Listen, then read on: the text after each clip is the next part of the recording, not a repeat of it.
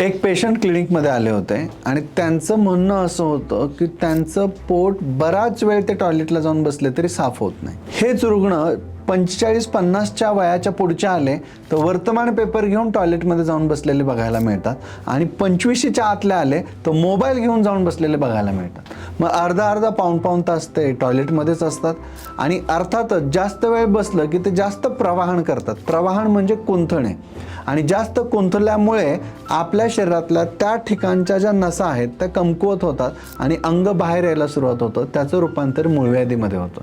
त्यामुळे वर्तमान पेपर घेऊन जाऊन संडासला बसणं, मोबाईल घेऊन जाऊन संडासला बसणं, जास्त वेळ संडासमध्ये बसणं, अनावश्यक कुंथणं किंवा कमोडचा वापर जास्त करणं, हे सगळ्या ज्या गोष्टी आहेत या भविष्यामध्ये मूळव्याधीची कारण म्हणून पुढे येतात. अशा प्रकारच्या आरोग्याच्या टिप्स तुम्हालाही सहज जाणून घ्यायच्या असतील तर आजच आम्हाला फॉलो करायला सुरुवात करा.